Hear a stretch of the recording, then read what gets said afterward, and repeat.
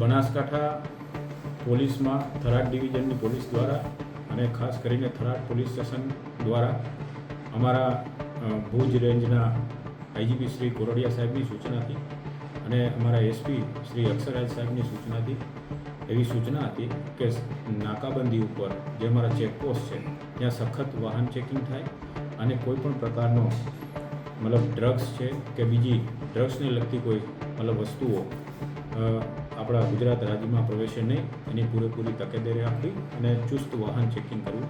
આવી સૂચનાના હિસાબે અમારું ખોડા ચેકપોસ્ટ પાસે જે ચેકપોસ્ટ છે ત્યાં સખત વાહન ચેકિંગ થાય છે અને આ વાહન ચેકિંગ દરમિયાન અમે તારીખ 3/5ના રોજ વાહન ચેકિંગ દરમિયાન એક ઇકો કારવાળો આવે છે, એને રોકી અને ચેક કરતા એમાં પેસેન્જર તરીકે બેઠેલા વ્યક્તિ પાસેથી 375 ગ્રામ જેટલું એમડી ડ્રગ્સ મળી આવે છે.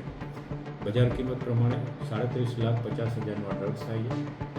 એ આરોપીને તુરંત જ પકડી લેવામાં આવે છે અને કાયદેસર એના વિરુદ્ધ ગુનો પણ રજીસ્ટર કરવામાં આવે છે. ત્યારબાદ આ જે એમડી ડ્રગ્સ છે એ કોને વેચવા જતો હતો તેવી પૂછપરછ દરમિયાન આ ડ્રગ્સ છે એ ભુજનો એક શખ્સ છે કે જેને પણ અમે રાઉન્ડ અપ કરી લીધેલો છે અને એની પાસેથી આ ડ્રગ્સ એને પહોંચાડવા જવાનો હતો. ડ્રગ્સ કોની પાસેથી લેવો એ શખ્સનું પણ અમારી પાસે નામ ખુલી ગયું છે. આમ અમે અત્યાર સુધીમાં રાકેશ હીરારામ બિશ્નોઈ જે ગાંધીસાગર જિલ્લાનો વતની છે, રાજસ્થાનનું, તેને અમે પકડી લીધેલ છે અને જે ભુજનો શખ્સ છે મોહમ્મદ અબ્દુલ મોખા કે જેને આ મુદ્દામાલ આપવાનો હતો તેને પણ અમે રાઉન્ડ અપ કરી લીધેલો છે. બીજા આરોપી જેની પાસેથી આ લઈ આવેલા તેની અમે તપાસ કરી રહ્યા છીએ.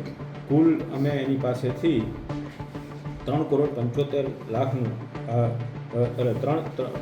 37,50,000નું અમે ડ્રગ્સ એની પાસેથી કબજે કરેલ છે અને આગળની કાર્યવાહી અમારા થરાદના પોલીસ ઇન્સ્પેક્ટર શ્રી રાઠવા ચલાવી રહ્યા છે.